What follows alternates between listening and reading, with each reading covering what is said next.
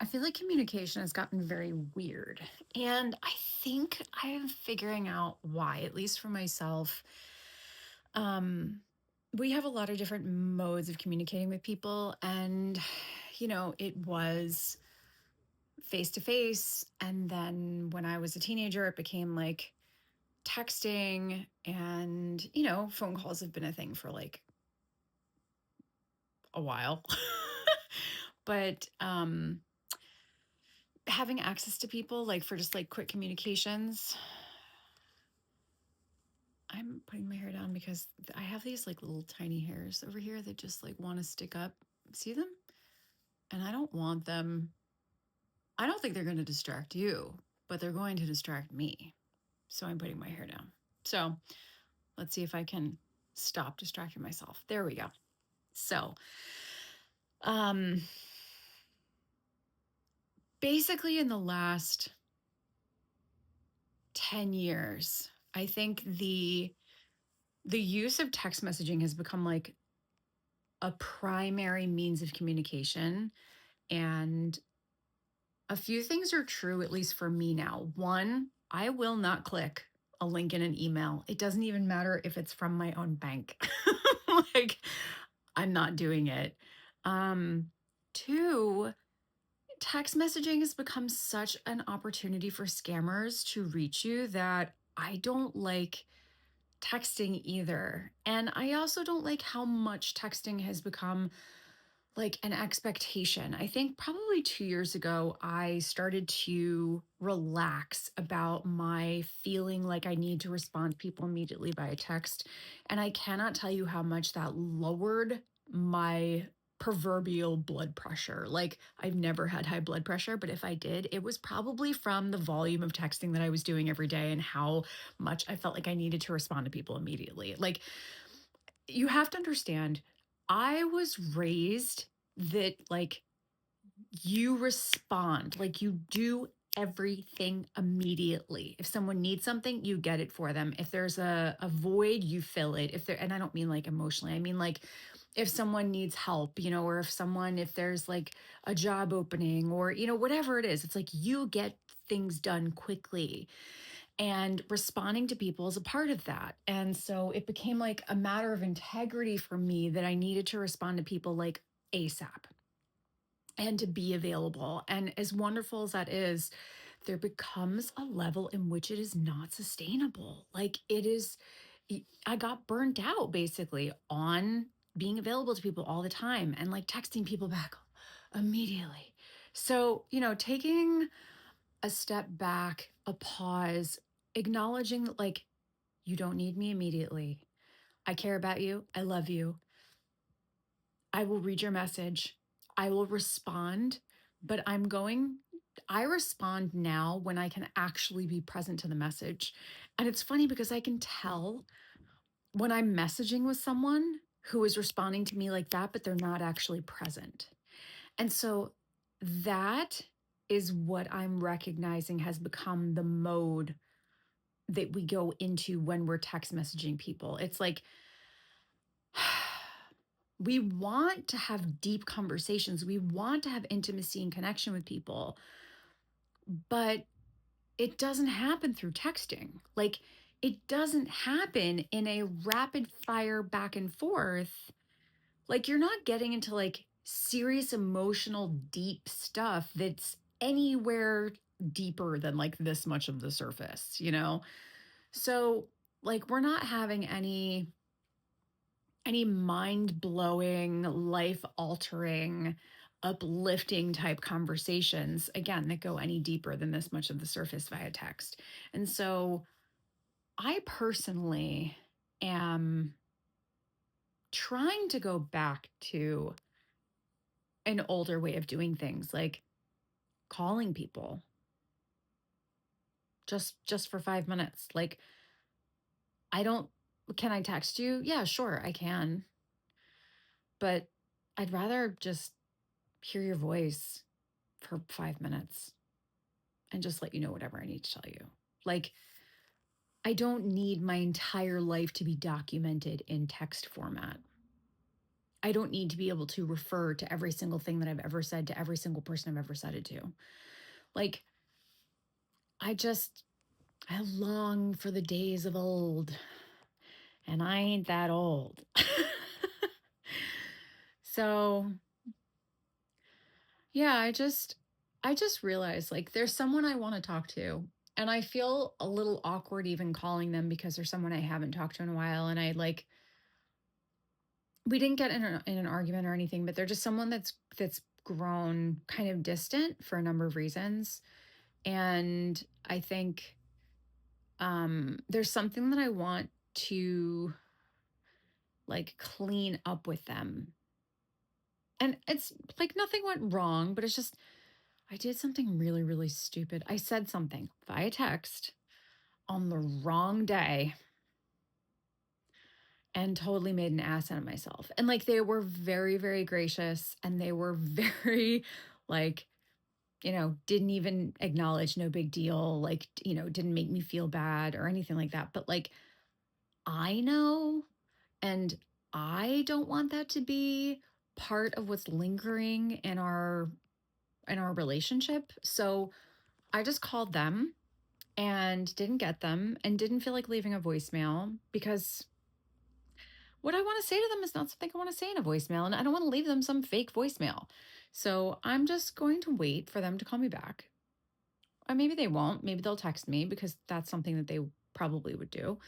And I will just say what I have to say, which is like, hey, I'm really sorry for saying that thing that I said on that day when I totally meant it for another day. And, I was just trying to be like connecting to you and just didn't do it in the right context. And I'm so sorry. And I've been feeling like an idiot ever since. And it's been like a year and a half.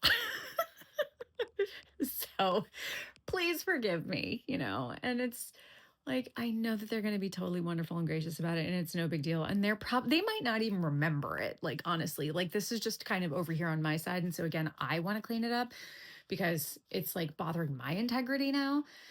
Um, but, um, but it just made me think like, yeah, you know what?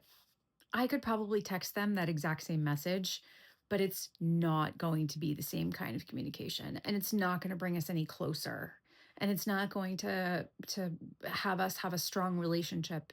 And if I'm at this stage in my life, that is the only thing I am here for in my relationships, is to have a truly understanding, caring, mutually supportive, deep understand I know I keep saying understanding, but like intimate kind of relationship. So if I know you, if we talk, I want to know what's genuinely going on in your life. And, we meet so many people these days, and there are so many people that we talk to on social media. And there are so many people that like we will run into for 5 minutes and then 20 years later expect to like know who they are, or be remembered by XYZ. Like we can actually only manage 150 relationships. Did you know that? Did you know that when a tribe got any bigger than that, it would fraction, because you really cannot know and remember and support that many people.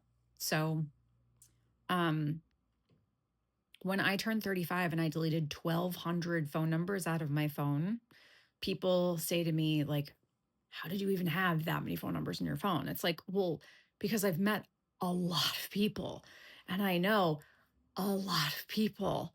And if I'm honest, some of those people don't give a damn about me. And I don't even think that they give a damn about anybody. And they're not out to serve people, they're out to serve themselves. And they're not people that I would trust. And they're not people that I feel good about if I see their name or their number or I remember how we know each other. Like, those are the numbers that I deleted. And when I did that, it was because I really wanted to trust that whatever I needed in life, and my life was in a bad place. And I don't mean like I was making bad decisions. I mean like the circumstances were bad. I was a full-time artist. It was really, really hard to pay for anything, including the roof over my head, or like keeping myself healthy and just all those things. And so, keeping people around who I thought could help me was strategic. But I didn't want to live that way. It didn't feel good. And so I felt like it was inauthentic to trust the universe and to trust God to provide and take care of me, but then to also keep these out of integrity relationships around just in case, or keep so and so's number just in case. Um, so those are all the numbers I deleted. I deleted absolutely every single number that felt like it had any kind of negative connotation to it. And I promised myself that I was just not going to respond or answer any numbers that called me that I didn't have programmed in my phone. Like if I didn't have your number in my phone, I just wasn't going to answer. And that doesn't really work when you own a business. That doesn't really work when your number is out there, or when you're expecting a number from customer service. So it's like for a number of different reasons, I've pulled back into just feeling like I want to talk to people face to face. I want to hear people's voice over the phone. I don't want to post on social media for what I'm thinking or what I need. I just I just want to deal with my people, and I want to be very selective about who my people are, and I just need my core people. Like I don't need everybody. I just need my people. And I have a lot of people. I care about a lot of people. So I want to stay in touch with a lot of people. And I like that. I like being able to just like pick up the phone and be like, "Hey, how you doing? What's up? What's going on in your life?" I don't want it to just be a text message. Like, why? I'm sitting here alone in my room and I'm thinking about someone and I'm going to send them a text message that's going to go disappear into the ether. And they may or may not see it immediately and they may or may not respond immediately, but they're certainly not going to respond with some deep emotional, like significant information. That's something that's going to be discussed over the phone or in person. So why not actually just pick up the phone and call them instead of sending a text? That's where I am in my life. And I hope that other people get there too. Because I think we all need connection. Like stronger connection than we've had. Some people are very, very close with their family and they have conversations all the time. Um, but some people don't actually feel connected to their family. Like they have their family, but they don't feel connected to their family, or they don't feel seen by their family, or they don't feel heard or truly supported. And that's why there's that phrase like your friends are the family you choose. And I always believe that. And I think as I've grown, my family has become not only more important to me, but they've become people that I relate to. And, some family members more than others, but like that wasn't something I felt growing up. So to get to a point where I can sit down with family members and like have a conversation where we get each other and we feel the same way or we have the same perspective or we can like laugh about the same thing and like we don't want the night to end because we're just having such a great conversation. Like I fucking love that. Pardon my French. And again, that's not something that I ever thought I would have. So, um,